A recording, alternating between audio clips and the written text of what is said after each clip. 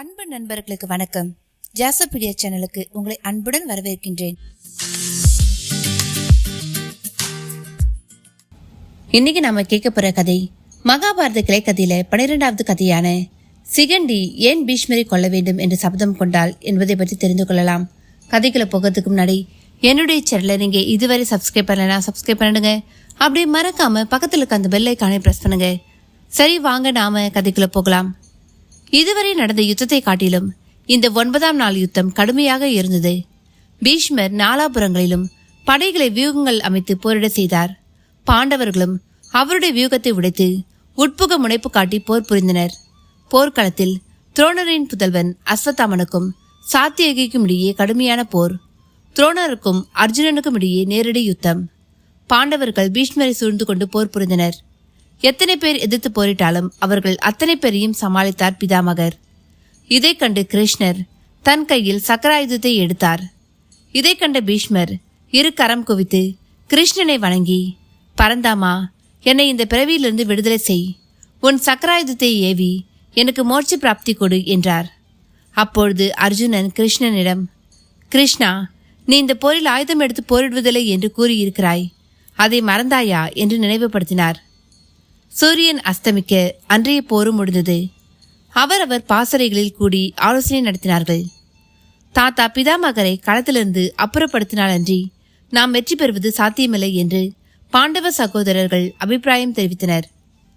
பீஷ்மரை கொல்வது என்பது கிருஷ்ணனை தவிர வேறு யாராலும் ஆகாது. கிருஷ்ணனோ போரில் ஆயுதம் ஏந்துவதில்லை என்ற முடிவில் இருக்கிறான். என்ன செய்வது என்று அவர்கள் குழம்பினார்கள். இதற்கு எது சரியான தீர்வு என்பதை அவரே சொன்னால்தான் உண்டு என்று தர்மர் கூறவே அன்றிரவு பாண்டவர்கள் பீஷ்மரின் கூடாரத்துக்கு சென்றனர். அவரிடம் தங்கள் ஐயத்தை வெளிப்படுத்தி அவரது ஆலோசனையை கேட்டனர். பாண்டவர்களின் வேண்டுகோளை செவிமடுத்த பின் பீஷ்மர், என்னை போரில் வீழ்த்த இருவரால் முடியும். ஒருவன் ஸ்ரீகிருஷ்ணன், மற்றொருவன் அர்ஜுனன். நான் ஆயுதம் தாங்கி நின்றாலும் என்னை கொல்ல கிருஷ்ணனால் முடியும், ஆனால் அர்ஜுனனால் முடியாது.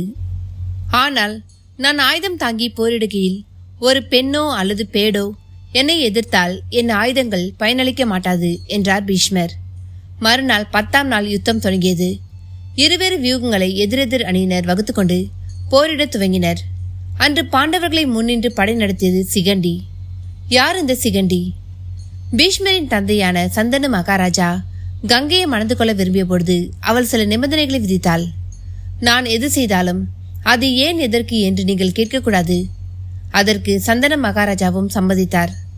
அவளுக்கு வரிசையாக குழந்தைகள் பிறக்க அவற்றை அவள் கங்கையில் கொண்டு விட்டாள். கடைசியில் ஒரு குழந்தையை அப்படி ஆற்றில் விடும்பொழுது சந்தன மகாராஜா அவளை நோக்கி, தேவி, இதுவரை நீ செய்த காரியங்களை நான் ஏன் என்று கேட்கவில்லை. ஆனால் ஏன் இப்படி செய்கின்றாய்? இதை நிறுத்திவிடு என்று தடுத்தார். நிபந்தனையை மீறிவிட்டதாக கூறி தன் செயலுக்கு விளக்கம் அளித்துவிட்டு அந்த குழந்தையையும் மன்னனிடம் கொடுத்துவிட்டு மறைந்தாள் கங்கை. அந்த குழந்தைதான் தேவவிரதன் என்னும் பீஷ்மன். பின்னாளில் சந்தனு சத்தியவதி என்ற ஒரு பெண்ணை மனம் செய்து கொள்ள விரும்பிய பொழுது அவளுடைய தந்தை விதித்த நிபந்தனையின்படி சத்தியவதியின் பிள்ளைகளையே அரசுரிமை பெறுவார்கள் என்றும் தான் மன்னனாக ஆவதில்லை என்றும் சத்தியவதிக்கு பிறக்கும் பிள்ளைகளே அரசராவார்கள் என்றும் தான் திருமணம் செய்து கொள்ளாமல் பிரம்மச்சாரியாகவே இருந்து விடுவதாகவும் பீஷ்மர் சத்தியம் செய்த பின் சந்தனு ராஜா சத்தியவதியை திருமணம் செய்தார். அவர்களுக்கு சித்திராங்கதன், விசித்திர வீரியன் எனும் 2 மகன்கள் பிறக்கிறார்கள். சித்திராங்கதன் ஒரு கந்தர்வனோடு போர் புரிந்து பிள்ளை இல்லாமல் மாண்டு போகிறான். அதனால் அவன் தம்பி விசித்திர வீரியன் அரசனாகிறான். காசிராஜனின் மகள்களான அம்பை, அம்பிகை, அம்பாலிகை ஆகிய மூவருக்கும் சுயம்பரம் நடக்கிறது என்று அறிந்து பீஷ்மர் தேரில் ஏறி சுயம்பர சபைக்கு சென்றார். பிரம்மச்சாரி என்று அறிவித்துக் கொண்ட பீஷ்மர் ஏன் வந்திருக்கிறார் என்ற குழப்பம் அங்கு கூடியிருந்த இளவரசர்களிடையே நிலவியது. 3 கன்னியரும் கூட அங்கு வந்து நின்ற வயதில் முதிர்ந்த பீஷ்மரை கண்டு ஒதுங்கி போய்விட்டனர். பீஷ்மர் அடிப்பட்ட வேங்கையாக ஆனார். அங்கு இருந்த அனைவரையும் தோற்கடித்துவிட்டு அந்த பெண்களை தேரில் ஏற்றிக்கொண்டு ஹஸ்தினாபுரம் புறப்பட்டார்.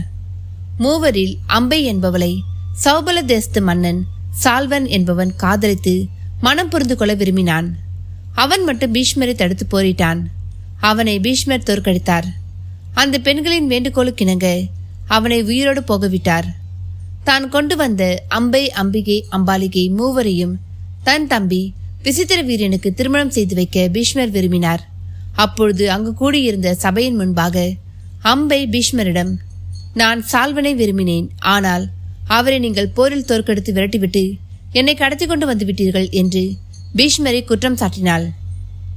இந்த விவரங்கள் தெரியாமல் தான் செய்த காரியத்துக்காக மனம் வருந்திய பீஷ்மர் அந்த அம்பையை சால்வனிடமே போக அனுமதித்தார். சால்வனுடைய சௌபல நாட்டுக்கு சென்று சால்வனிடம் தன்னை மணந்து கொள்ளும்படி அம்பை கேட்டாள். அதற்கு சால்வன், வேறொரு ஆண் மகனால் வென்றெடுக்கப்பட்டு தூக்கி செல்லப்பட்ட உன்னை நான் மனம் செய்து கொள்ள முடியாது, ஆகையால் நீ பீஷ்மனிடமே செல் என்று துரத்திவிட்டான். இதனால் ஏமாற்றமடைந்த அவள் மறுபடியும் அஸ்தினாபுரம் சென்று நடந்தவற்றை பீஷ்மனிடம் கூறினாள். உன்னை விசித்திர வீரனுக்கு கல்யாணம் செய்து வைக்க இயலாது, வேறொரு ஆணிடம் மனதை கொடுத்த உன்னை என் தம்பிக்கு திருமணம் செய்து வைக்க முடியாது என்று மறுத்துவிட்டார். அப்படியானால் என்னை கடத்தி வந்த நீரே என்னை மனம் செய்து கொள்ளுங்கள் என்றாள் அம்பை. அதற்கு பீஷ்மர், நான் பிரம்மச்சரிய விரதத்தை கடைபிடிப்பவன், அதனால் உன்னை திருமணம் செய்து கொள்ள முடியாது என்று மறுத்தார். மீண்டும் நீ சால்வனிடம் போய் கேள் என்று அனுப்பினார். ஆனால் அம்பை பல காலம் பீஷ்மர் இல்லத்திலேயே காலத்தை கழித்தாள். பீஷ்மர் செய்த தவறின் காரணமாக தான் அலைய நேர்ந்தது அம்பையின் மனதில் ஆறாத ரணத்தை உண்டு பண்ணியது. பல மன்னர்களிடம் போய் பீஷ்மனோடு போர் புரியும்படி வேண்டி நின்றாள். அவருடைய வீரத்தை எண்ணி ஒருவரும் அதற்கு தயாராக இல்லை. வேறு வழியின்றி இறைவனே தனக்கு துணை என்றெண்ணி அவள் முருக கடவுளை மனதில் எண்ணி தவம் இருந்தாள். அவள் தவத்துக்கு இறங்கி முருகப்பெருமான் அவளுக்கு ஒரு வாடாத தாமர மாலையை கொடுத்து, இந்த மாலையை எவன் தரித்து கொண்டு போரிடுகிறானோ அவனே பீஷ்மரின் அழிவுக்கும் காரணமாவான் என்று கொடுத்தார். ஆனால் அதற்கு யாரும் முன் வரவில்லை. கோபம் ஒரு புறம், மனத்துன்பம் மறுபுறம். என்ன செய்வாள் அம்பை? பரமேஸ்வரனே இனி கதி என்று ஈசனை குறித்து கடும் தவம் ஏற்றினாள். இறுதியில் சிவபெருமான் அம்பையின் முன் தோன்றி, பெண்ணே, உன் கடுந்தவம் கண்டு மகிழ்ந்தோம், உனக்கு இன்னொரு பிறவி கிட்டும், அதில் உன்னால் பீஷ்மர் மரணமடைவார் என்று அருளி செய்துவிட்டு மறைந்தார். தான் இனி வாழ்ந்து முடிந்து இறந்து மறுபிறவி எடுக்க எத்தனை காலம் ஆகுமோ என்று கணக்கிட்டு உடனடியாக எனக்கு மறுபிறவி கிட்ட வேண்டும் என்ற உறுதியுடன் தீ மூட்டி அதில் குதித்து தன் உயிரை போக்கினாள். அப்படி தீயில் மாண்ட அம்பை துருபதராஜனுக்கு மகளாக பிறந்தாள். அந்த துருபதன் அரண்மனையில் ஒரு ஒதுக்குப்புறமான இடத்தில் சுவற்றில் தொங்கிக் கொண்டிருந்த மாலையொன்றை பார்த்தாள் அந்த பெண். அந்த மாலை குறித்த எந்த விவரமும் தெரியாமல் அவள் அதை எடுத்து தன் கழுத்தில் அணிந்து கொள்ள அங்கிருந்தோர் அனைவரும் அதிர்ந்து போய் அந்த மாலையின் வரலாற்றை அந்த பெண்ணுக்கு எடுத்துரைத்து, இந்த மாலையை அணிந்து கொள்பவர் பீஷ்மருக்கு எதிரியாகி விடுவாரே, உனக்கு இப்படி நேர்ந்து விட்டதே என்று மனம் மறந்து நின்றனர். இந்த பெண் இனிமேல் தன் அரண்மனையில் இருந்தால் பீஷ்மரின் கோபத்துக்கு ஆளாக நேரிடும் என பயந்து அவளை காட்டுக்கு அனுப்பிவிட்டான் துருபத மன்னன். காட்டில் கொண்டு விடப்பட்ட அந்த பெண் மறுபடியும் சிவனை நோக்கி கடுந்தவம் செய்ய துவங்கினாள்.